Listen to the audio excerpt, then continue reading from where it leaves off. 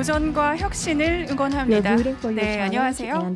저는 Try Everything 2021의 사회를 맡은 아나운서 송지혜입니다. 반갑습니다. Thank you very much. Great to see you all. 네, 전 세계 유망 스타트업 투자자, 엑셀러레이터 등 창업 플레이어들의 스타트업 대축제, 스케일업을 위한 Try Everything 2021이 드디어 시작되었습니다. 네, 9월 15일부터 17일까지 점프업, 스타트업이라는 슬로건으로 세계 15개국 등 국내외 스타트업 생태계 전문가와 VC, AC, 대기업 등 약 400개 기관이 참여해 이 500여 스타트업의 지속 가능한 성장 및 해외 진출을 위한 기회와 통찰을 제공하고 있는데요. 이곳 신라호텔 영빈관 현장과 Try Everything 2021 유튜브 채널에서 생중계되고 있습니다. Try Everything 홈페이지에 접속하시면 각 채널별 라이브 방송 시간표를 확인하실 수 있으시니까요. 원하시는 채널 꼭 선택하셔서 많은 관심과 참여 부탁드리겠습니다. 네, 그럼 이번 세션 스타트업과 함께하는 창업정책 토크 프로그램을 시작하도록 하겠습니다. 네, 기술 혁신을 통한 스타트업의 성장 촉진 및 스케일업을 위해 스타트업과 그리고 생태계 전문가들이 모두 한자리에 모였습니다. 이 민간 지자체와의 다양한 협력 모델을 구축하고 우수 사례를 공유하는 등 의견 교환을 통해서 이 불합리한 제도가 있다면 이 개선이 필요한 방향을 제시하고 또 새로운 정책의 아이디어를 발굴하고자 합니다. 지금 너무나 어려운 그 코로나 상황에 처해 있습니다. 이 위드 코로나 상황에서 지속 가능한 성장 및 또 산업 환경을 이끄는 정부 지자체의 역할 등을 함께 논의해 보고자 합니다. 스타트업의 혁신 성장, 스케일업을 위한 정부 지자체의 역할 및 협력 방안을 위한 주제로 창업 정책 토크를 진행할 텐데요. 코리아 스타트업 포럼 최지영 본부장님께서 자장을 맡아주시겠습니다. 또한 한국창업학회 이성호 회장님, 서울연구원 김묵한 박사님, 롯데 엑셀러레이터 이종훈 상무님, 젠틀에너지 송찰스 기석 공동대표님, 프록시 헬스케어 김영욱 대표님께서 패널로 참여해 주실 텐데요. 좌장님과 패널분들을 모두 무대 위로 모시도록 하겠습니다. 네, 먼저 좌장님께서는 저와 가장 가까운 자리에 착석하여 주시면 되고요. 호명해 드리는 대로, 호명해 드린 대로 착석하여 주시면 되겠습니다. 네, 이성호 회장님, 김묵한 박사님, 이종훈 상무님, 송찰스 기석 대표님, 김영욱 대표님. 네, 그럼 좌장님께 마이크를 넘기도록 하겠습니다.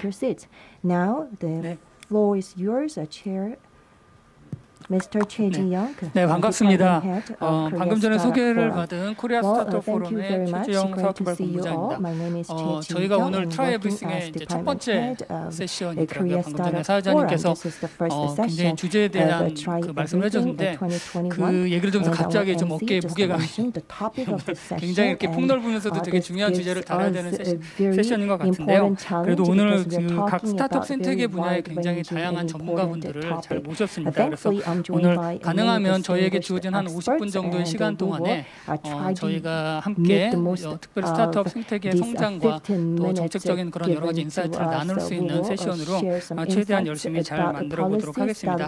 다시 한번 좀 정리하면 이번 세션은 스타트업의 혁신 성장 및 또 스케일업을 위한 또 지자체와 민간 영역 간의 어떠한 또 협력 모델들이 필요할지, 그리고 스타트업이 또 성장 가운데 겪고 있는 또 여러 가지 가장 큰 페인 포인트들을 무엇이고 또 이를 해결하기 위한 또 생태계 구성원들의 협력 방안이 또 무엇이 있을지, 그래서 각 패널분들의 다양한 경험과 또 사례 공유를 통해서 여러 가지 제안들을 같이 진행해 보고자 합니다. 우선 진행하기 전에 각 패널분들의 각자 자기소개부터 진행을 하도록 하겠습니다. 먼저 제 오른쪽부터 한국창업학회 회장님이시고 또 서울시립대 교수님이신 이성호 교수님께서 간단하게 본인 소개 부탁드리겠습니다.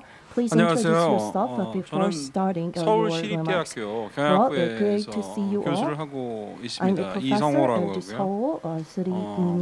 원래 전공은 마케팅이에요. 마케팅하고 관련돼 있고요. 그러나 한 몇 년 전부터 앙트러프러너십 쪽하고 스타트업 쪽에 아무래도 한 대한민국에 한 20년 정도 차이가 나는 것 같아요. 경영학 세부 전공 중에 안트로프러너십이랑 스타트업은 지금까지도 따로 클래시파이가 안 되고 있습니다. 2000년도 정도에 스탠포드하고 MIT가 그렇게 된 것 같아요. 그러니까 한 20년 뒤에 우리나라가 지금 그 상태로 가고 있는 상황인데 겸사겸사 이노베이션, 안트로프러너십. 그래서 한국 창업학회라고 한국에서 제일 괜찮은 창업 관련 학회는 2개 있습니다. 한국 창업학회랑 한국 벤처 창업학회. 그래서 그 중에서 제가 2021년도에 지금 한국 창업학회 회장을 하면서 또 우연찮게 이런 기회가 돼서 Try Everything 2021 창업 정책 토크에 참석하게 됐습니다. 네, 감사합니다. 자연스럽게 이어서 박수 부탁드리겠습니다. 네, 자연스럽게 이어서 김묵환 박사님. 예, 안녕하세요. 서울연구원 시민경제연구실의 김묵환이라고 합니다. 주로 서울시 산업 정책 관련된 일들을 계속 해왔고요. 그 관련해서 처음에는 창업으로 그리고 이제 스타트업 관련해서는 이제 몇 년 전부터 관련된 정책과 이제 서울시에서 어떤 일들을 주로 이제 해와야 될 것인가 해왔으며 앞으로 어떤 걸 해왔으면 좋겠다라는 부분에 대해서 계속 관여를 하고 있고요. 그런 부분에서 오늘도 초청해서 그 관련 내용들을 좀 같이 나눴으면 좋겠다라는 말씀 듣고 나오게 되었습니다. 네, 감사합니다. 예, 이어서 해주시죠. 네. 네, 반갑습니다. 저희 롯데 엑셀러레이터로 되는데 저희가 한 4개월 전에 이름을 바꿔서 현재는 롯데 벤처스입니다. 롯데 벤처스에서 투자본부장을 맡고 있고요. 저 같은 경우에는 벤처 창업 정책적으로 박사학위도 해서 이쪽으로 관심이 좀 많이 있습니다. 그리고 제가 이제 엑셀러레이터로서 그리고 벤처 캐피탈로서 정책 관련돼서 저희가 드릴 말씀 있으면 저희가 가감없이 뒤끝 없이 말씀드리겠습니다.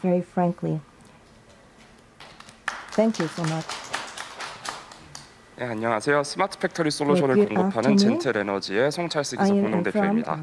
미활용 에너지 그리고 IoT 기술, 신호 해석, 인공지능 이런 것들을 개발하는 총괄을 맡고 있고요.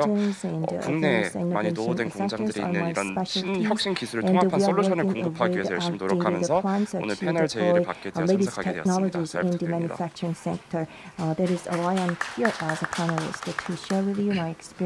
네, 안녕하십니까. 저는 프록시헬스케어 김영욱 대표라고 합니다. 네, 저는 박사 학위 시절에 개발했던 기술을 바탕으로 기술 창업을 하는 케이스입니다. 그래서 오늘 주제에 그 기술 창업 쪽으로 현재의 그런 저희 현장의 의견을 잘 전달할 수 있을 것 같습니다. 네, 감사합니다.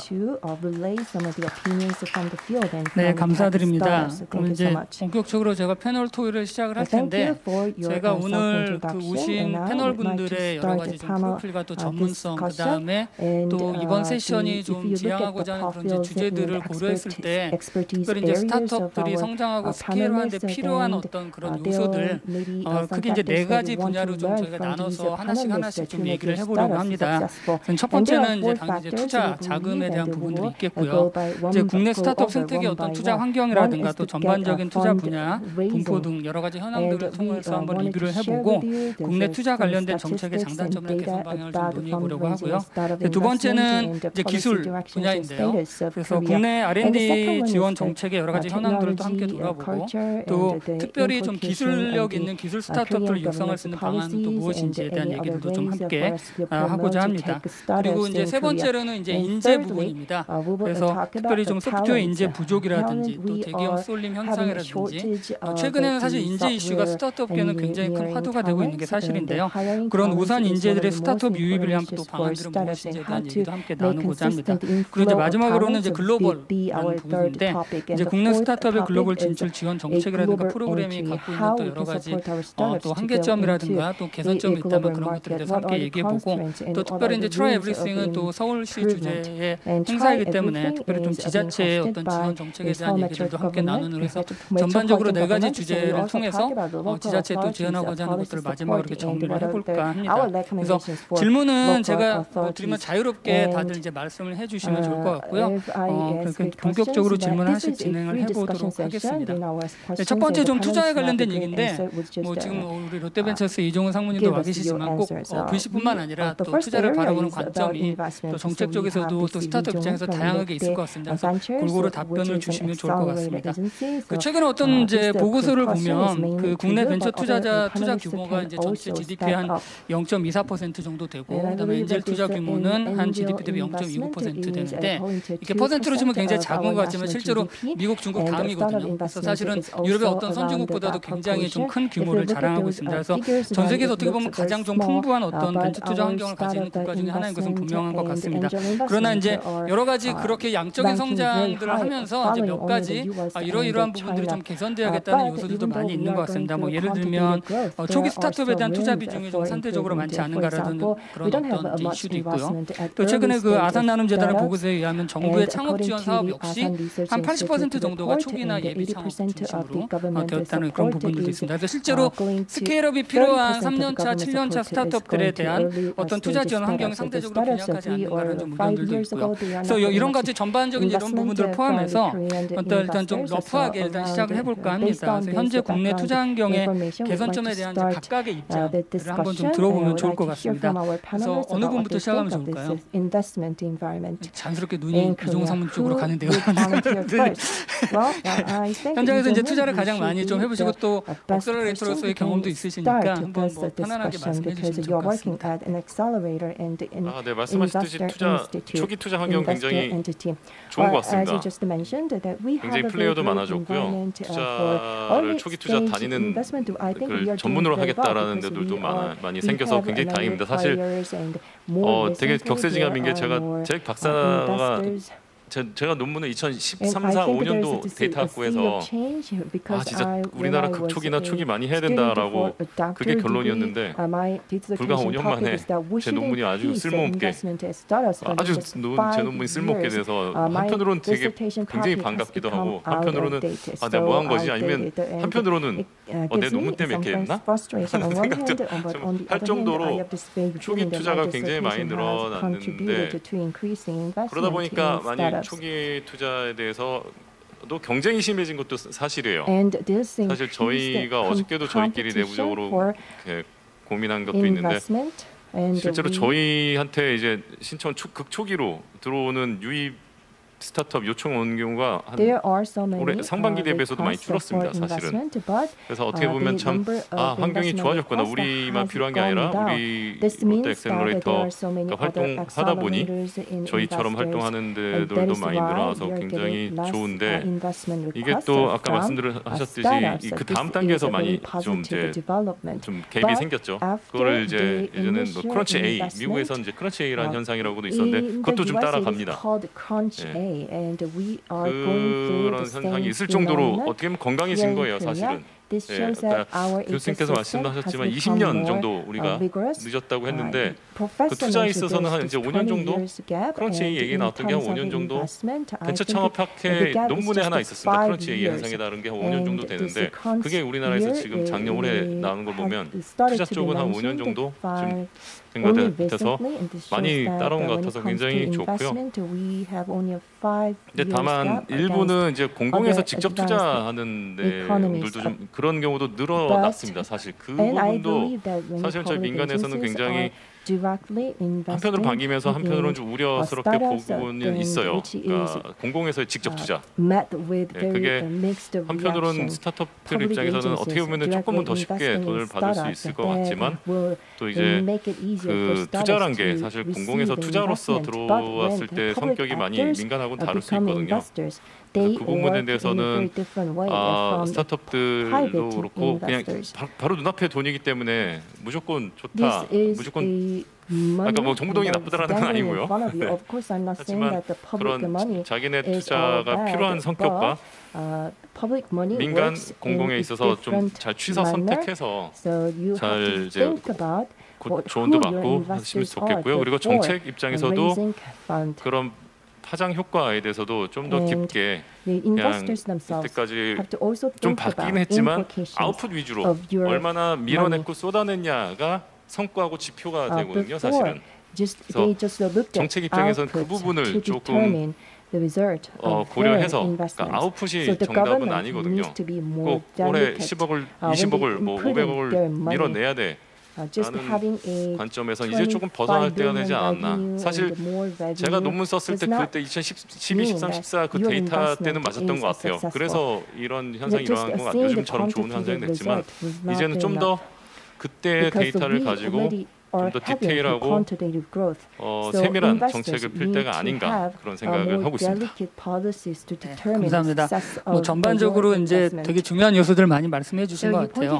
그 지금 상무님께서 말씀하신 부분들에 대해서 혹시 우리 교수님이나 또 박사님께서 좀 이렇게 좀 하면 좋을 것 같다. 특별히 지금 정부의 정책에 대한 얘기들도 이제 제언을 좀 해주셨거든요. 혹시 의견 있으시면 좀 말씀해 주시면 좋겠습니다. 저도 간단하게 그냥 그 우리나라 지금 현재 창업 생태계를 현재를 분석한 정책 보고서들은 굉장히 잘 돼 있어요. 그래서 이렇게 쭉 보면 지금 말씀하신 크런칭 얘기 많이 나오고 있는데 시리즈 이제 B 지나가지고 CD 뒤쪽으로 가면은 없는 스케일업 투자나 데스밸리 쪽에 버텨 있을 때 투자 자체가 뭔가 금융의 규제라든지 뭐라든지 그 정책들이 좀 바뀌어줘야 되지 않느냐. 심지어는 이제 블록체인 들어오고 나서 대체 금융이라든지 P2P 같은 것도 우리나라 금융위원회는 금융은 전반적으로 어마어마하게 규제 중심이기 때문에 그렇죠. 카뱅도 결국 금융위원회 전통적인 관점에서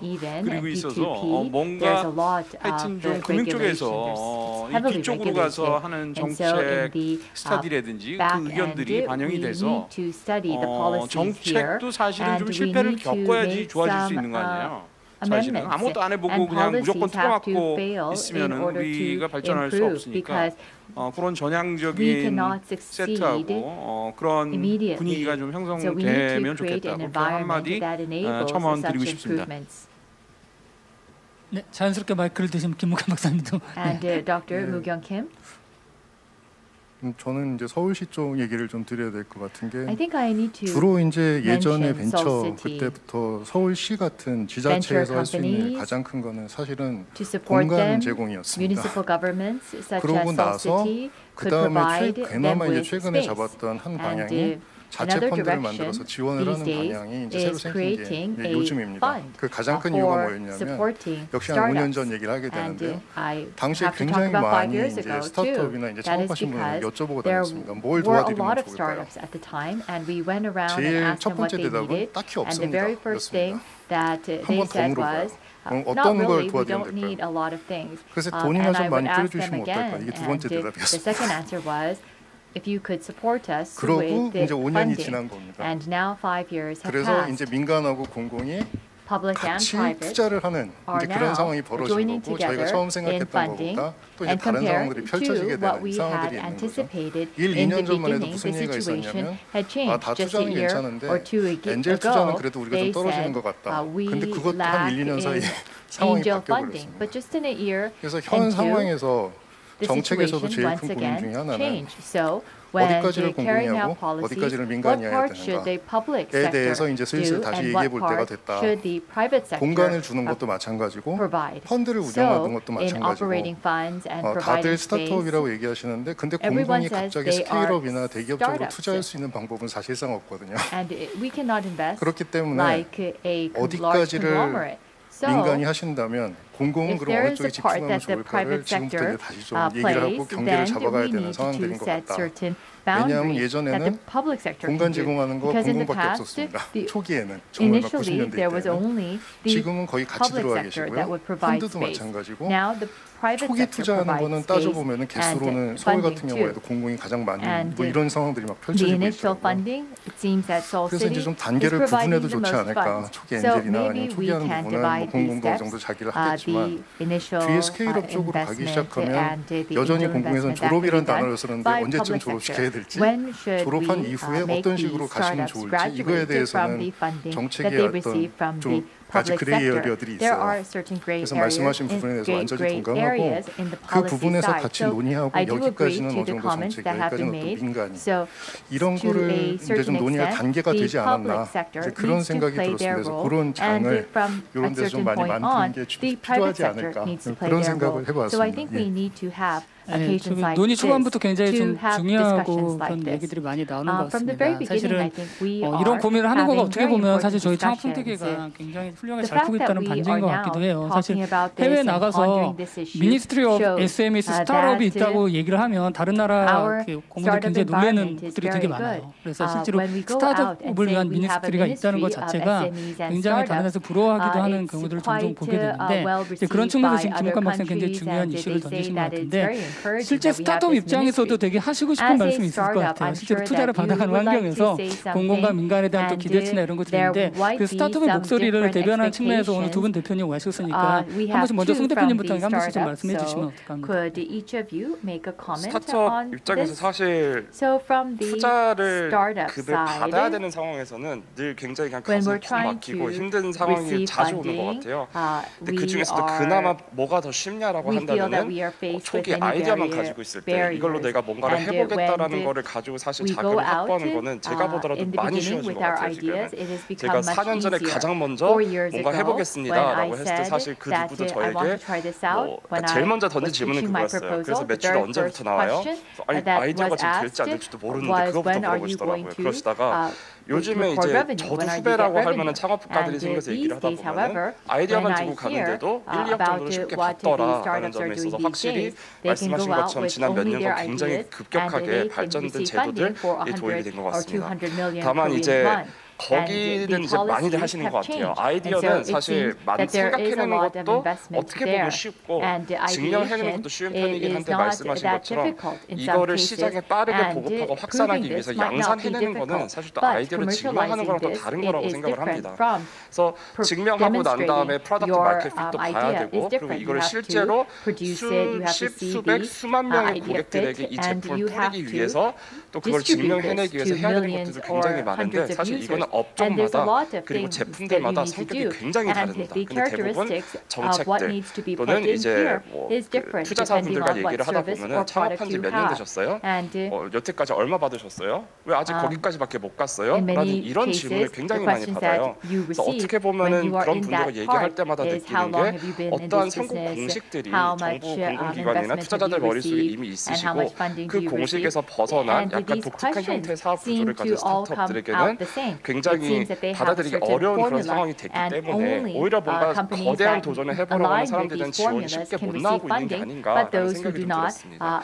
그런 부분에 있어서 앞으로 정책을 하시거나 투자 정책을 만드실 때 그런 언제든지 새로운 아이디어로 거대한 도전을 하려는 창업가들이 나오고 있다.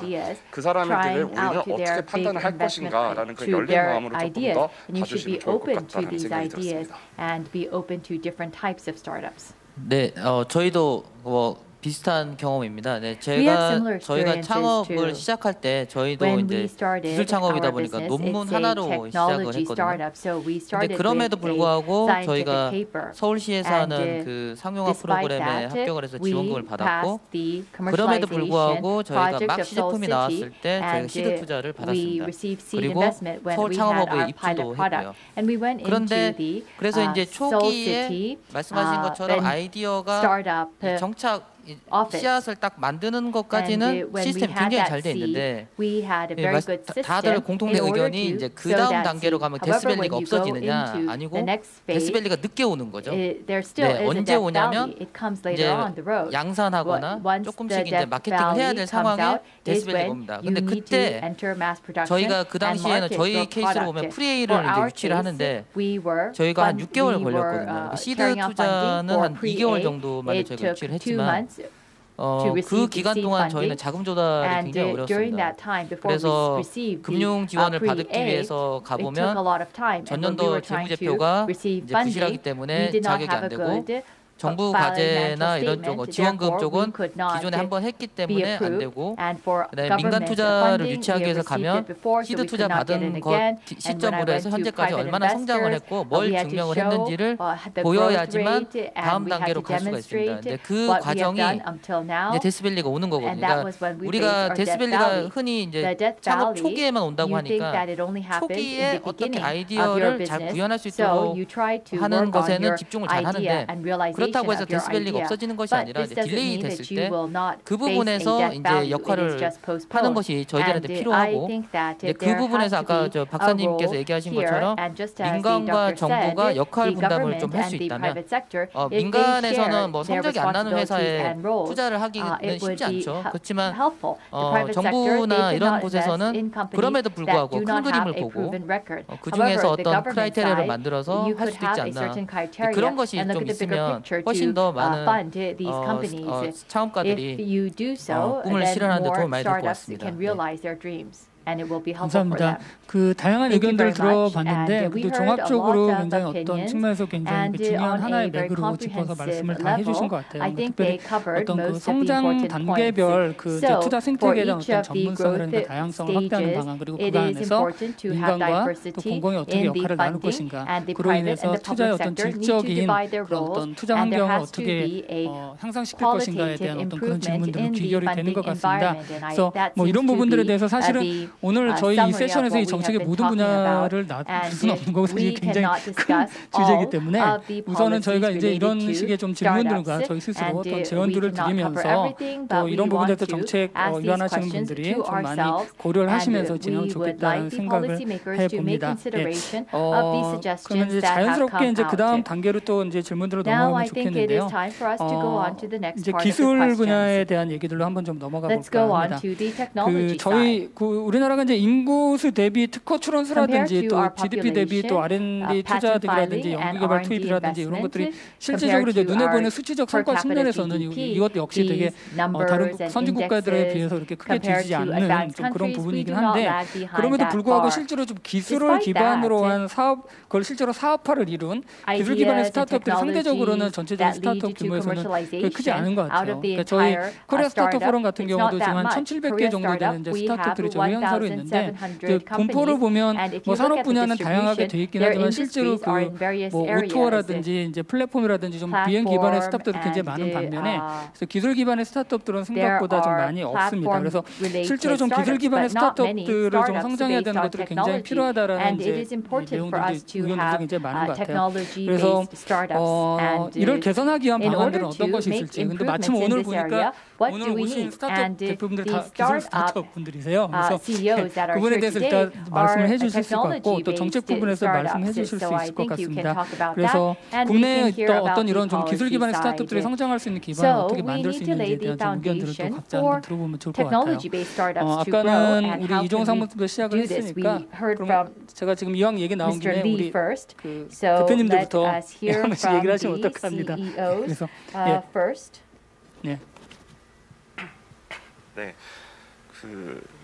아무래도 이제 저는 스타트업의 입장에서 말씀을 드리게 될 것 같아요.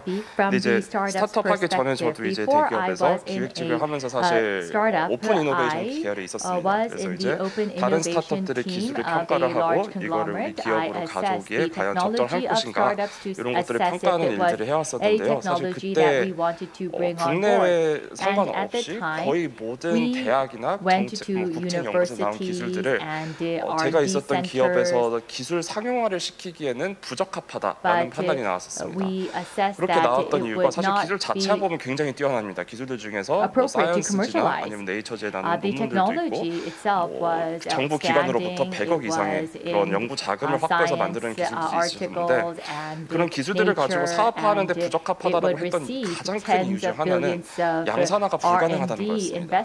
예를 들어서 다이아몬드를 인공적으로 만들 수 있는 기술이 있는데 이걸로 다이아몬드를 만드는 비용이 다이아몬드를 그냥 캔에서 하는 것보다 10배 이상 비싼 거죠. 이런 식으로 기술 자체는 굉장히 팬시하고 굉장히 훌륭해 보이는데 양산화에 필요한 것 그리고 이거를 판매하는 루트 개척에 있어서 그런 부분이 간과되기가 굉장히 쉬운 것 같습니다. 그래서 대학에 계신 연구원분들 혹은 또 이제 국제연구소에 계신 분들은 그런 생각을 안 하고 개발을 하시는 거죠. 근데 이제 그거는 그분들이 잘못된 건 아닌 것 같아요. 사실 어떤 시장에서는 어떤 물건을 만들어서 판매를 하려면은 그리고 그 물건이 다른 후발 주자들의 진입 장벽을 만들려면 그 기술은 고도화가 돼야 될 수밖에 없습니다. 고도화된 기술을 가지고 개발하시는 분들이 사실 양산 공정들이 시중에 뭐가 있는지 그거를 하기 위해 어떤 사람들을 고용해야 되고 어떤 사람들을 관리해야 되고 무슨 프로그램을 해야 되고 그 SCM 관리는 어떻게 이런 거를 다 생각하실 여유는 없으세요. 그런 것까지 다 생각하면 그렇게 깊이 있는 제품이 기술이 나오진 않겠죠. 그러니까 거기에 하나의 갭이 있습니다. 그리고 두 번째 그룹이 있어요. 두 번째 그룹은 양산에 특화된 그룹인데 이 그룹 사람들은 시중에 어떤 공작 기기들이 있고 어떤 재료들이 커머디티 재료들이고 어떤 걸 싸게 대량으로 구매할 수 있는지 이런 정보를 굉장히 빠삭하시지만 그 양산 정보와 그 도입 장벽을 만들 수 있는 그 딥테크 간의 연결고리를 만드는 거는 어려우신 분들이 계십니다. 그 그룹에 우열 관계가 있다고 생각하진 않습니다. 예전엔 저도 뭐 기술 개발자가 그랬던 적이 있지만 막상 사업을 하다 보니까 굉장히 겸손해질 수밖에 없었고 더 이상은 그런 곳에 차별점이 없다고 생각을 합니다. 근데 저희가 대부분 봤을 때 대학교의 교수님 그리고 뭐 박사님 이런 분들에 대해서 사회적으로 오 하는 그런 것들이 있는데 사실 양산 공정의 전문가, 엔지니어링들 20, 30년 돼서 마스터 자격을 가지고 계신 기사님들에 대해서 사실 사회적으로 오 하는 분위기가 많지는 않습니다. 그래서 이런 것들이 있다 보니까 두 그룹 사이 또 은근히 알력도 있어요. 그래서 이런 거를 조율해야 되는 게 필요하고 마지막은 양산화된 제품을 어떻게 갖다 팔아야 될까. 양산 공정에서부터 코스트에 대해서 고민을 하고 신경을 쓰면서 그렇게 가시면 안 돼요, 저렇게 가시면 안 돼요. 이런 제언을 할 수 있는 마케터라던가 기획자들이 사실 많지가 않습니다. 양산 공정과 기술에 대한 이해가 많이 부족하시거든요. 근데 그분들은 한번 완성된 걸 갖다 팔고 제품을 기획하고 시장 개척은 도사들이세요. 그래서 그 그룹이 또 하나가 있는데 문제는 첫 번째 기술을 정말 잘하시는 그룹, 양산화시키고 보편화시킬 수 있는 공정 기술을 보유하신 그룹, 그리고 경제적인 관점에서 어떻게 이거를 제품으로 만드는 수익을 창출할까 하는 이 세 가지 그룹이 사실 그냥 같은 방에 몰아넣는다고 해가지고 절대 제품이 나오지 않아요. 싸우시기만 하고 프로젝트가 망가지는 경우가 대다수인 것 같습니다. 그래서 네 번째 존재가 필요한 것 같아요. 보통 그분들은 이 각 그룹에 대해서 제너럴리스트적인 지식이 있는 걸 더해가지고 스페셜티급으로 토론은 가능한데 아주 그분들만큼 디테일하게 알지는 않으세요. 하지만 굉장히 상당한 수준까지는 토크가 가능하시기 때문에 그 세 가지 그룹을 다 엮어가지고 뭔가를 창출해낼 수 있는 분들이고 그런 분들은 대부분 창업가들이 되어 계신 것 같기는 합니다. 그래서 창업가들이 이런 것들 엮어서 만들어야 되는데 이게 쉬웠으면 전 세계에 유니콘들이 굉장히 많았었겠죠. 그렇지 않은 걸로 봐서 쉽지 않은 걸로 보이고 그렇기 때문에 국내에서 이제 창업 생태가 막 조성이 되면서 창업가라는 사람들이 오, 저 사람 창업가래 라는 이런 인식이 개선되고 우리 현재 상황을 봤을 때 10년 정도 뒤에는 이제 국내의 훌륭한 기술들도 사용화가 굉장히 쉽게 잘 될 수 있을 거라고 봅니다. 아마 아직까지는 그런 생태가 조성이 잘 안 돼 있었어서 아직은 조금 어려웠던 게 아닌가 그런 생각이 있습니다. 네, 이어서 말씀드리면 네, 그러니까 흔히 우리가 생각하는 기술 창업과 현실에서 요구하는 기술 창업이 많은 갭이 있다는 게 저는 가장 큰 문제인 것 같습니다. 그러니까 저도 박사학위 논문으로 창업을 시작했지만 제가 막상 창업을 하니까 시장에서 원하는 것은 기술이 얼마나 빨리 상용화할 수 있는지 그리고 기술의 적용 범위가 어디까지 되는지 이거를 양산을 할 수 있는 팀이 있는지 이것을 홍보를 잘할 수 있는 마케팅이 있는지 영업을 할 수 있는 팀이 있는지를 보고 그 부분을 통과를 하면 기술 창업자로서 첫 발을 내딛을 수 있다는 게 문제라고 생각합니다. 왜냐하면 기술 창업은 앞서 말씀하신 것처럼 뭐 정말 원천 기술이지만 이걸 어디다 써먹을지도 모르는 것도 기술 창업이 돼야 된다고 생각하거든요. 그러니까 저희도 창업을 하면서 마케터가 없이 거의 2년 가까이 비즈니스를 하면서 계속 그런 쪽으로 이제 저희가 이제 지적을 많이 받았고요. 그래서 근데 이제 앞서 얘기하신 분도 요약을 해보면 완벽한 스토리를 원하는 기술 창업이 지금 가장 기술 창업을 막는 허들이 아닌가. 각 대학원마다 훌륭하신 박사 연구원들, 석사 연구원들 또는 학사급까지도 수많은 기술을 가지고 있지만 그들이 시장에 나왔을 때 마케팅, 양산, 스케줄링, 과제 관리, 원자재 수급 이런 것들로 굉장히 많은 질문을 받고 거기에 대한 솔루션이 없으면 기술 창업을 할 수 없는 게 문제입니다. 민간에서는 그런 크라이테리아를 그대로 유지할 수 있지만 나라에서 또는 뭐 정책적으로는 정말 기술만 괜찮으면 마케팅을 붙여주고 마케팅 역할을 해주겠다, 상업 양산 시스템을 구축하는 것을 도와주겠다. 좀 적극적인 자세로 만약에 박사님들과 또는 그 학교에 있는 수많은 그런 원천 기술자들과 함께 일을 한다면 분명히 기술 창업 붐을 일으킬 수 있다고 생각합니다. 이제 중요한 포인트를 두 분이 짚어주신 것 같은데 이종우 상무님 갑자기 내가 몰라들었나요? 그 어떻게 보시나요? 그러니까 지금 이제 민간 입장에서 이제 기술 창업을 보는 그 시각에 대한 얘기들도 하시고 하셨는데 실제로 지금 창업 포트폴리오나 이제 그 투자 포트폴리오라고 볼 때 이제 기술 창업에 대해서 민간 VC들이 어떻게 좀 대응하고 있는지 혹시 이런 얘기를 곁들여서 지금 두 분 하신 말씀에 대해서 좀 간단히 좀 또 얘기를 해주실 수 있을까 해서 제가 급하게 마이크를. 네. 뭐 제 개인적인 좀 스타일이긴 한데 뭔가 이렇게 어떤 프레임을 굳이 막 씌우려고 하진 않아요. 그래서 저는 한 번도 기술 창업과 비기술 창업을 그렇게 구분해서 저희 포트폴리오를 바라본 적 없고 투자할 때도 이 회사는 기술 창업인가 아닌가라고 한 번도 생각해 본 적은 없어요. 그리고 사실은 기술에 대한 뭘까 범위도 굉장히 넓어서 사실은 프랜차이즈 기법도 기술이에요. 사실은 프랜차이즈라는 게 어마어마한 기술입니다. 그래서 저희는 좀 폭넓게 좀 바라보고 그런 그 프레임에 너무 좀 갇혀 있는 건 아닌가 싶기도 합니다.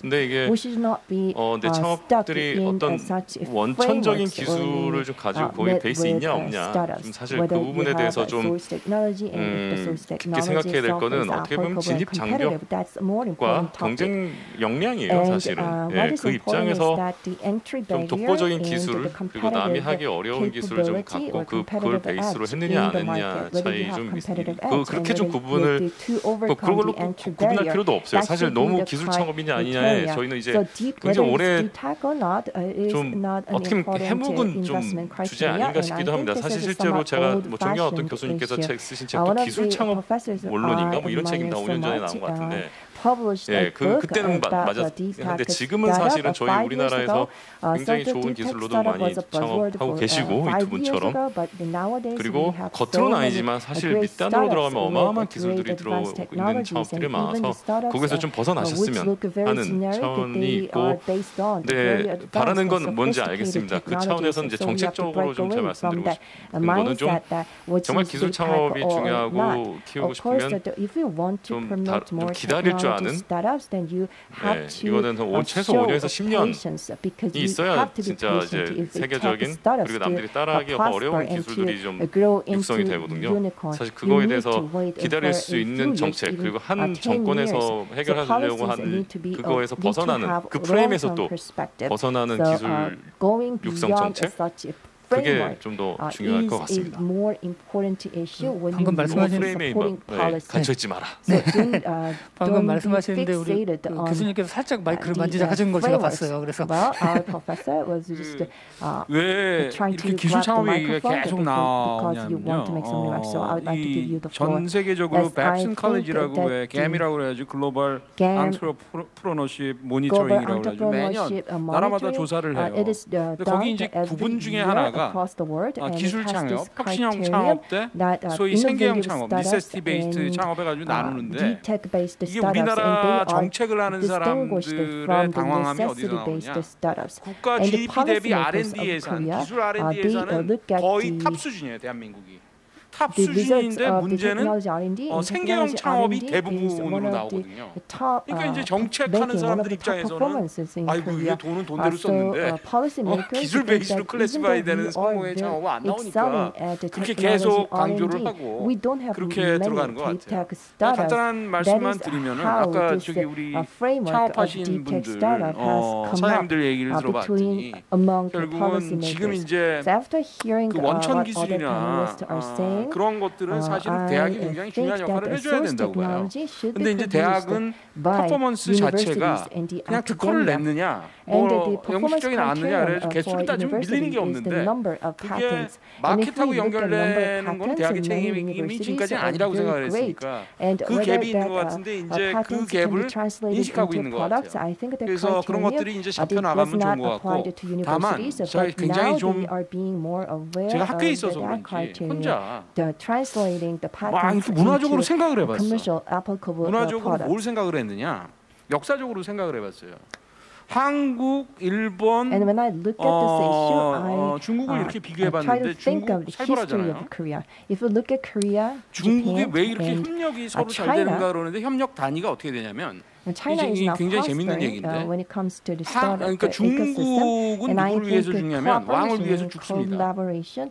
왕을 위해서 죽는 거고 충성을 다하고 그 컬래버레이션이 되고 일본은 성주를 위해서 목숨을 바치고 죽어.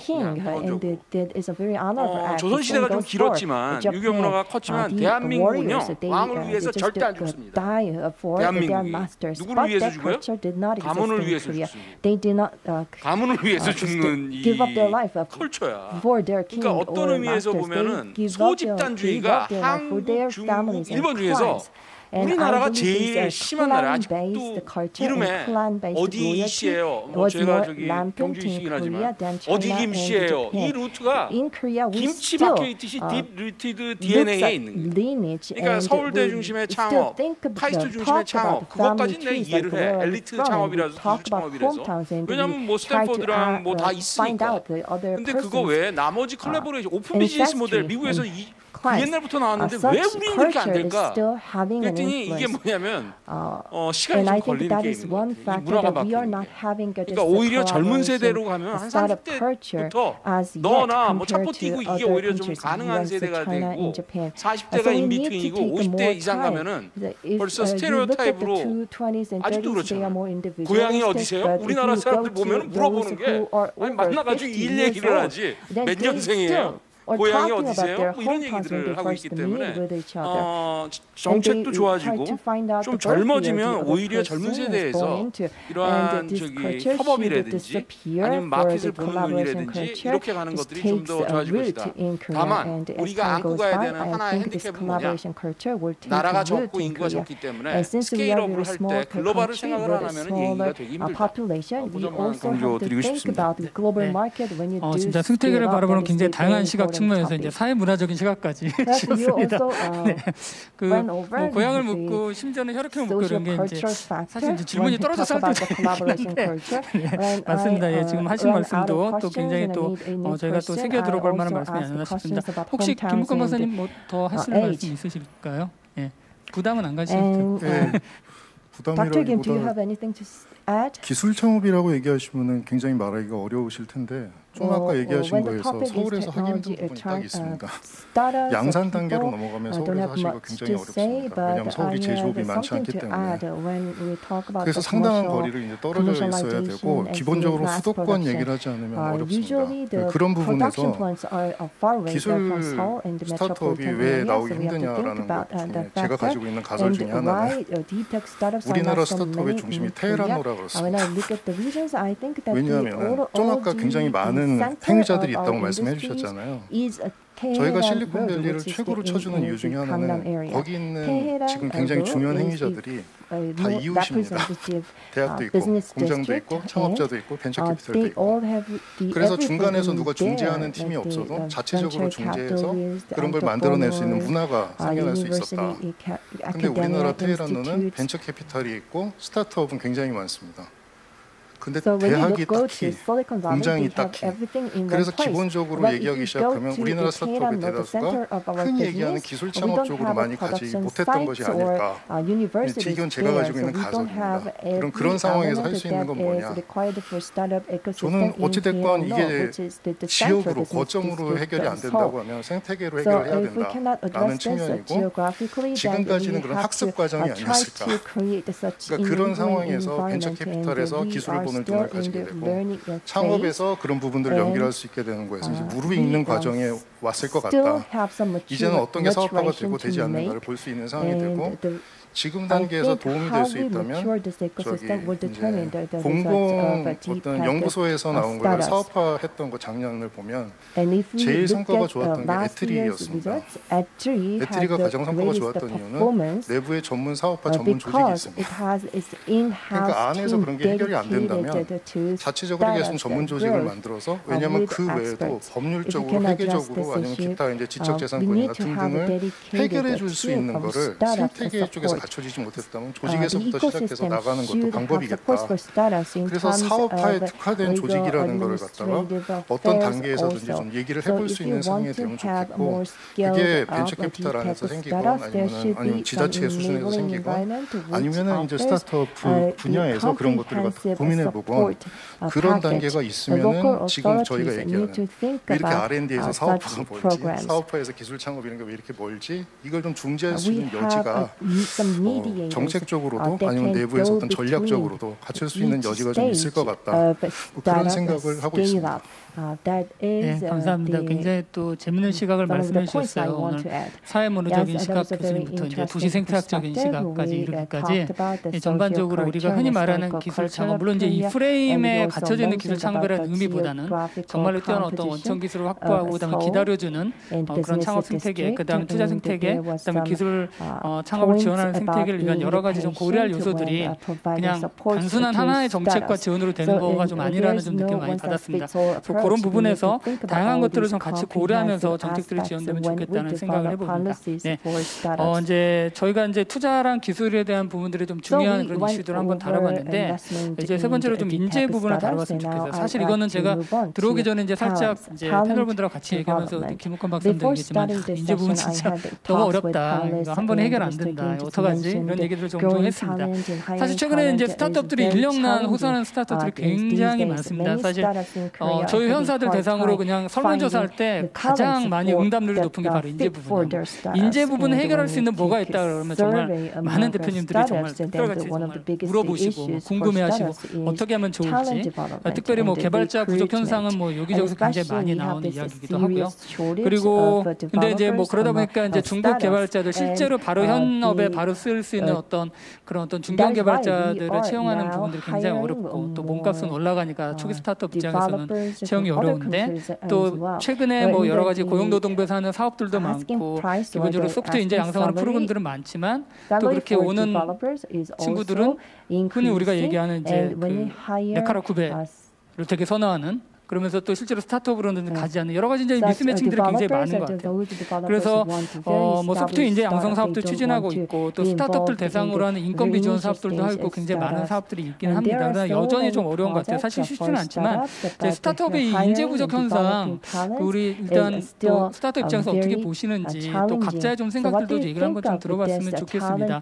이게 한 번에 해결된 문제들도 아니고 이것도 마찬가지로 좀 시간이 필요한 이슈이긴 한데 죄송하지만 또 다시 한번 현업의 이야기를 먼저 들으면서 하면 좋을 것 같아요. 물론 그 저희가 흔히 요즘 보고 있는 뭐 오토나 플랫폼 스타트업 입장에서는 이제 대부분 뭐 개발자 뭐 예를 들면 이제 뭐 풀스택 뭐 이렇게 하지만 그거랑 좀 다를 수도 있을 것 같지만 아까 전에 말씀하신 것처럼 지금 갖고 계신 그 기술 분야에서도 또 나름의 또 인재에 대한 어려움도 아까 자연스럽게 좀 말씀하셨던 것 같아요. 그래서 현재 그 스타트업 입장에서 인재는 어떻게 좀 충원하고 있고 또 어떠한 좀 도움들이 필요한지를 좀 먼저 얘기를 해주시면 좋을 것 같습니다. 마이크 드렸으니까 이미 네, 정말 그 채용하기 굉장히 어렵습니다. 처음에 Yes, it's very difficult to hire. 막 아이디어를 시장에 내는 것까지는 뭐 어떻게든 할 수 있지만 이것을 정말 스케일업을 해서 의미 있는 숫자를 만들어서 시장에서 어떤 액션을 취하기 위해서는 모든 부서의 인원들이 다 필요하거든요. 인사, 마케팅, 영업, 관리, 재무, 연구개발, 생산, 뭐 구매, 뭐 그다음에 C레벨 이런 것까지 다 필요합니다. 그런데 아무래도 이제 저희 스타트업들은 이제 기업 브랜드가 약하고 한정된 인재들 사이에서 우리가 어떤 그런 매력적인 회사로 쉐이핑하기에는 매우 부족하고요. 그리고 지금 사회적인 인식 자체가 이왕 들어가는 거 좀 안정적인 회사로 가거나 급여와 상관없이 내 잡의 시큐리티가 보장이 되는 국가 공무원이나 이런 쪽으로 이제 가는 사회적 문화, 사회적 상황과 더불어 저희 같은 스타트업이 정말 글로벌로 진출하기 위해 도전적인 사람을 찾기가 매우 어렵습니다. 정말 어렵고요. 저희 대부분 대표님들이 다 그러시겠지만 지인 네트워크 중심으로 일단 우리를 믿고 따를 수 있는 사람들을 이제 흔히 이제 채용으로 연결하는데 저는 제가 대학 다니던 시절에는 병역 특례라는 제도가 선배님들이나 제 후배님들도 굉장히 잘 효율적으로 당시에 이제 벤처 붐이 있을 시절 굉장히 좋은 제도였다고 저는 생각을 합니다. 실질적으로 스타트업에 관심이 많은 요즘 그 후배님들 굉장히 많은데 이 여러 가지로 이제 직업에 대한 불안정 그다음에 여러 가지로 이제 뭐 대기업으로 가고 싶어하는 이런 그런 것들에서 뭔가 컴pen세이션이 잘 안 되는 것 같아요. 그래서 이제 최근에 병역 특례라든지 또는 저희 같으면 이제 대부분 이제 대기업을 가고 싶어 하시니까 첫 단계로 스타트업에서 한번 경험을 하는 거는 전체적인 사회적인 그 경험치로 봤을 때도 굉장히 도움 많이 될 거라고 생각하거든요. 그래서 만약에 뭐 스타트업에서 어떤 어느 정도 경력을 쌓으면 예를 들어서 뭐 다음 취업 시 뭐 추천서라든지 이런 것들이 있으면 조금 더 다음 넥스트 레벨에서는 조금 더 혜택이 갈 수 있는 그런 아이디어나 병역 특례와 같은 그런 것들이 조금 더 활성화된다면 오히려 지원자분들도 뭐 브릿지 겸하고 그리고 우수한 인재들도 영입할 수 있지 않을까. 그러니까 저희들만의 기업 브랜딩이나 복리 후생 제도, 연봉 스톡 옵션 이런 것들로는 지금 저희가 정말 글로벌 인재를 흡수하기에는 한계가 좀 있다는 그런 느낌입니다. 네.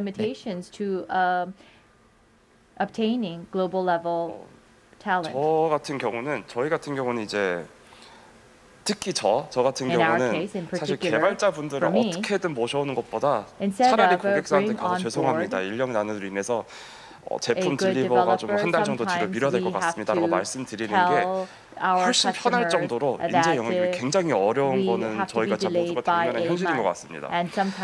근데 약간의 희망은 있습니다. 예전 같으면은 제가 대학교를 막 졸업했을 때만 하더라도 제가 나이가 많지는 않습니다. 제가 대학을 막 졸업했을 때만 하더라도 대부분의 사람들이 난 삼성 가고 싶어, 난 LG 가고 싶어, 현대 가고 싶어, 롯데 가고 싶어 이렇게 말을 했었어요.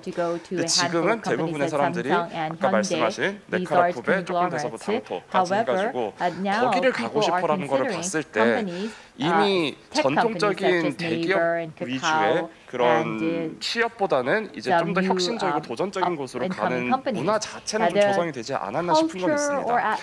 다만 이제 네카라쿱의 당토 같은 경우도 저희 같은 스타트업에 비하면은 저희가 봤을 때 대기업이에요. 그분들도요. 그래서 조금은 변화가 있었지만 아직은 우리가 느끼기에 체감하기에는 좀 그런 뭐랄까요, 좀 도전 의식이 약간 좀 더 있으셨으면 좋겠다라는 생각이 드는 건 맞습니다. 그래서 이 인력난을 어떻게 해결해야 되냐라고 사실 저도 매일 저한테 물어보고 팀원들한테 다 같이 물어보고 있는데 결국 나온 결론은 이 정도인 것 같아요. 결국에는 대표가 비전 제시를 정말 잘해줘야 됩니다. 네카라쿱의 당토 또는 우리가 흔히 말하는 재벌들의 기업에 가가지고 이 커리어를 쌓는 것보다 스타트업에 와가지고 하는 게 훨씬 더 훌륭하다. 더 많은 커리어, 더 많은 엑스퍼티즈를 만들어낼 수가 있다라는 걸 설득을 하고 더불어서 스톡옵션을 통해서 우리가 엑시트했을 때 더 큰 부를 축적하실 수 있다. 이 정도가 이제 저희가 할 수 있는 비전 제시일 것 같은데 사실 저 같아도 안 갈 것 같아요. 그런 회사에요.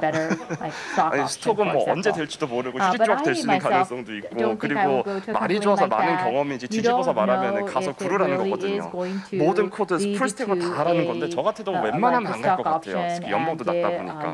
그래서 결국 아무리 좋은 비전과 이런 걸 하더라도 저희 같은 신생 초기 스타트업에는 한계가 있을 수밖에 없어서 저희가 외국인 분들에게도 이제 같이 일을 해보려고 고용을 해본 적도 있고 뭐 한국어를 아예 모르시는 분도 진짜로 한번 해본 적들도 있었는데 결론이 썩 좋지는 않았었어요. 확실히 뭐 언어적인 장벽은 존재를 하고 그리고 원격으로 일하는 것에도 벌떡 일어서서 그 코드 그 티켓 어떻게 됐어라고 하는 거에 비하면 너무 시간이 오래 걸리거든요. 그래서 결국에 이거를 해결하기 위해서는 정책적 도움은 당연히 필요할 것 같고요. 그 중에서 이제 뭐 디지털 청년 일자리 같은 그런 사업들은 저에게 실제로 큰 도움이 된 것 같습니다.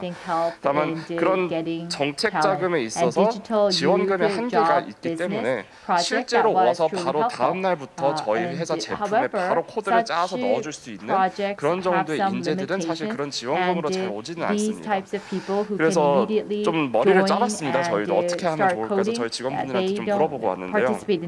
예를 들어서 정책적으로 그런 특정 경력 이상의 코딩 경력을 가진 분들이 이런 뭐 혁신 인증 또는 벤처 기업 인증을 받은 기업에 취직을 했었을 때 뭐 기보라든가 신보 같은 그런 공공 자금을 운영하는 기관들을 통해서 보증에 대한 요율에 대해서 우대 조건을 조금 더 준다던가 아니면 은행이라든가 금융기관 같은 곳에서 뭐 전세 자금, 주택 자금 대출을 했을 때 그런 곳에 있는 이력을 가진 분들이 뭐 정말 0.05%라도 이자에 대한 우대 조건이 있다면은 그런 걸로 하더라도 사실 실제로 직장인의 입장에서 상당히 큰 혜택이 될 수 있거든요. 이런 식으로라도 조금 더 타면은 저희 같은 스타트업들도 인재 유치를 조금 더 원활하게 할 수 있지 않을까라는 생각은 들었습니다.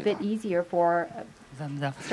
이렇게 굉장히 대표님 스스로 굉장히 딜레마에 이렇게 있을 많으신 것 같아요. 그러니까 사실 창업자분들한테 물어보면 다들 가면서 절대 창업하지 마 얘기하는 거랑 비슷하게 막상 스타트업이 있지만 스타트업으로 오는 게 힘들다라는 것도 이제 현실도 인지하고 계신데 그 교수님은 이제 학교에서 학생들을 보시니까 요즘 어떤 학생들 스타트업인지 인식이라든가 좀 이런 것들도 좀 직접적으로 보시니까 아마 이런 부분에 대해서도 좀 많이 생각을 하실 것 같은데 어떠실까요? 지금 말씀하신 것처럼 우리 학생들의 안정 추구, 불확실성, 회피 성향은 굉장히 센 것 같아요. 과거에 비해서 보시면 문과 쪽으로 생각을 하시면 법전 지원율이 갈수록 올라가고 있습니다. 그러니까 법전을 가거나 아니면은 뭐 사람 수를 제한을 해서 그런지는 모르지만 사람 수 제한하는 자격증이 뭐가 있냐면은 경영 쪽에서는 공인회계사예요. 공인회계사 협회에서 1년에 1,200명 딱 잡아놓고 1,200명 이상 안 뽑는다 그러니까 그게 뭐냐면 가치가 유지가 되는 거예요. 그러니까 이제 보통 경영학과 애들을 보면은 법전 준비하는 애들, 그다음에 자격증 준비하는 애들, 그다음에 공사나 공무원 준비하는 애들, 나머지 대기업 준비하는 애들, 그러니까 이쪽은 없는 거예요 사실. 근데 이제 오히려 제가 얘기하는 스카이 중심에 서울대, 연대, 고대가 조금씩 변화를 보여요. 왜냐하면 창업 쪽으로 가는 애들이 나와요. 그 얘기는 자기 미래를 생각해서 그런 게 있고 그런 거가 있는데 문제는 이공계 쪽에 친구들이 기본적으로 그러면 거기는 좀 더 도전적이냐? 거기 더 도전적. 그래서 대기업 R&D나 뭐 대기업 쪽으로 가는 거를 가고 잘 안 간 거거든요. 근데 사실은 이렇게 키우기는 이미 시간이 늦었고 그다음에 엘리트 코더들은 다 아예 뭐 저기 미국의 실리콘으로 날라 들어가서 거기에서 완전히 싹쓸이를 해가고 그러니까 참 답답한 거죠 기본적으로. 그래서 우리나라 교육부나 지금 이공계 대학에서 할 수 있는 거는 결국 미국에서 유행하고 있는 코세라나 에덱스처럼 소위 나노 디그리나 마이크로 디그리 식으로 해서 그러니까 굉장히 뭐 한 서너 과목 해가지고 나는 예를 들어서 뭐 데이터를 돌릴 수 있다든지 그래가지고 지금 공대에서는 일단은 자기 기본 전공도 있지만 나노 디그리 교육을 확산시키고 그거에 의해서 좀 대출하기 위해서 노력할 텐데 시간 갭은 좀 있을 것 같아요. 그리고 교육부도 골치 아픈 거죠. 그러니까 왜냐하면 지방 거점 국립대학들을 포기할 수도 없고 요새 공유대학이라는 걸 많이 해요.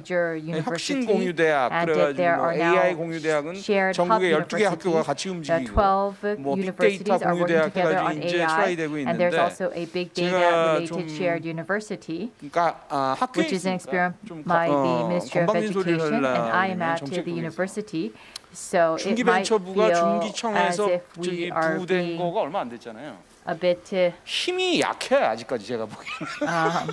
어디에 약해? 기재부에 물리고 산자부에 밀리고 하여튼 밀린단 말이에요. 그러니까 사실은 중기부가 힘이 세야지 어떤 인력 정책이나 아까 예를 들어서 저기 그 스타트업에 가는 그런 것들 제도를 만들어서 갈 수 있는 그걸 하려면은 중기벤처부가 힘이 있어야 되는데 그 힘이 굉장히 제가 보기에는 좀 약해서 굉장히 큰 국가적인 에이전다.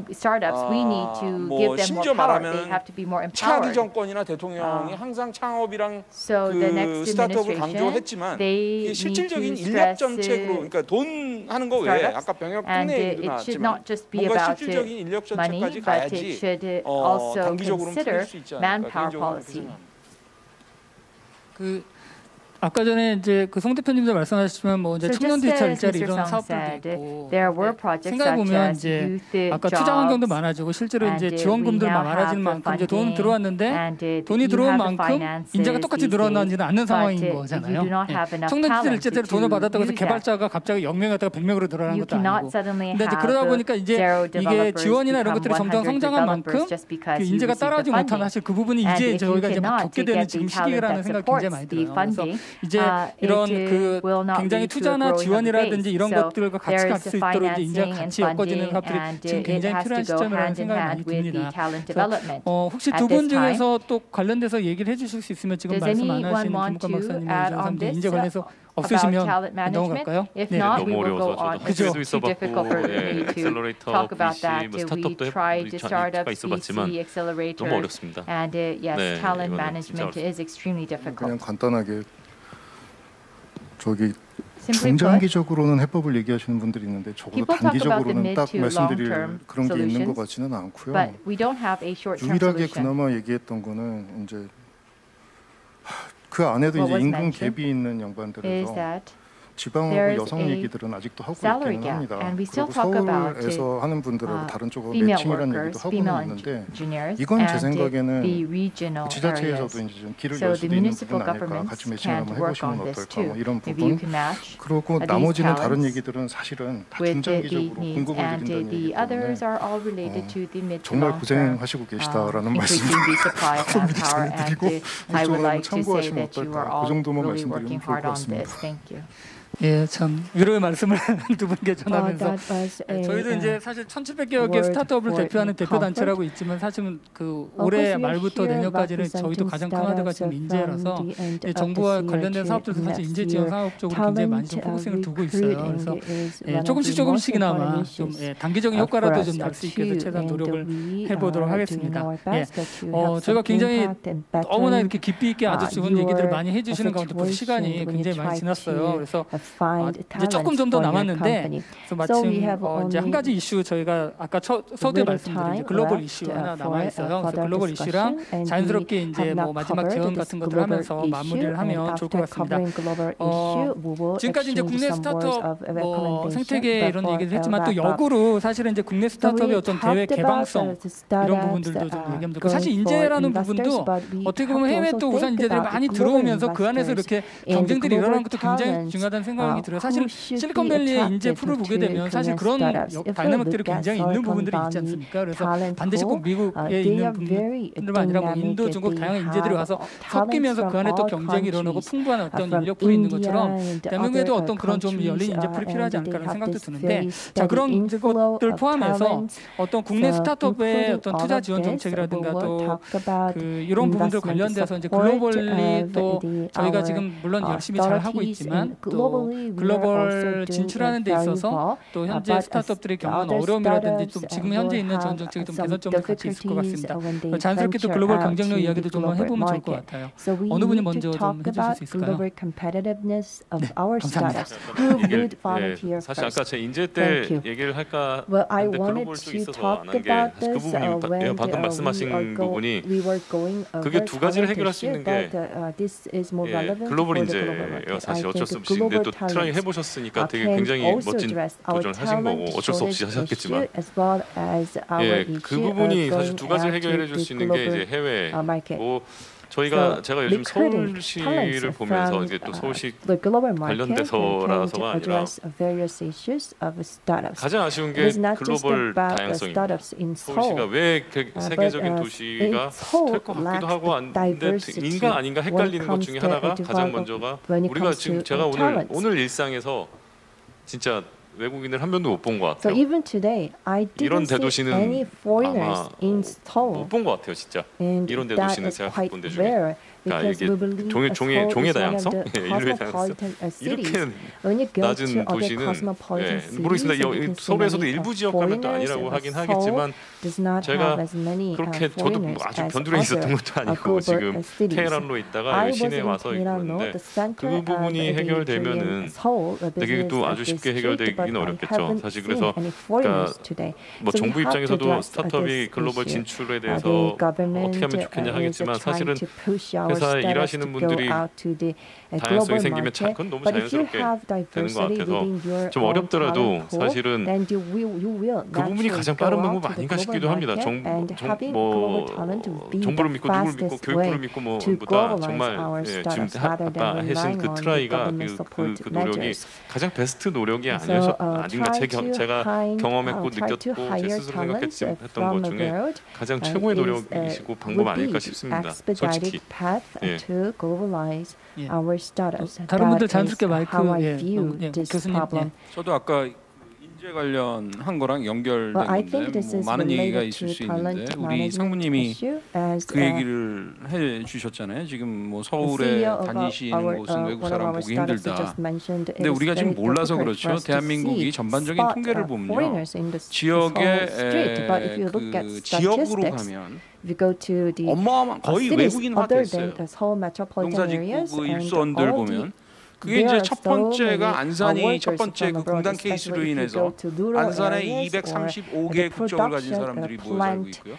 지금 대한민국의 아마 소위 다문화 이슈는 지역서부터 등장을 할 거예요. 그러니까 자연스럽게 이런 것들이 이제 바뀌어나가는 추세가 얘기가 될 텐데 아주 익스트림하게 그 해외 인재 수입 정책을 익스트림하게 플래닝 해가지고 데리고 가는 나라는 전통적으로 독일입니다.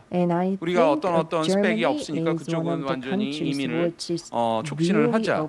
그래서 우리나라도 뭔가 유입하는 인재 쪽에서는 인재는 플래닝이 있어야 되고 비자나 이런 것들이 바뀌어야 되는 거고요. 그거는 이제 정책적인 거나 제도적인 차원에서 그렇게 움직이는 거고 그거 말고 하나가 갑자기 제가 여기 이렇게 듣다가 그 얼마 전에 그 로버트 니로가 나왔던 인턴이라는 영화가 있었어요.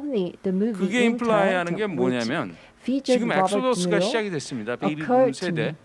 어마어마한 대한민국의 산업화를 일으키면서 글로벌 수출하고 방방 뜨던 분들이 다 노인이 되셔가지고 리타이어를 하셨는데 건강 기술이 의료 기술이 발달이 돼가지고 체력적으로 방방 떠 아직까지 한 20년은 더 일을 하실 수 있다는 거예요. 뭐 돈이 문제가 아니라 그래서 그런 제도가 제일 활성화되어 있는 데가 코트라나 코이카 같은 데서 이제 리타이어하신 분들을 멘토로 불러들여가지고 소위 국제화하는 데 있어서 많이 쓰시고 있거든요. 그 다음에 이공계 쪽에 보면 카이스트하고 포스텍 같은 데서는 엄청난 포텐셜을 가진 그 이공계 연구 중심의 교수들이 65세에 묶이는 게 뭐해서 연구 실적이 좋은 사람은 70세까지 정년이 연장되고 있어요. 그래서 간단히 줄이면 어떻게 코업하느냐라는 마이크로한 과제는 남아있지만 리타이어하는 고령의 탤런티드 인재를 어떻게 스타트업이나 이런 쪽에 어떤 사회적인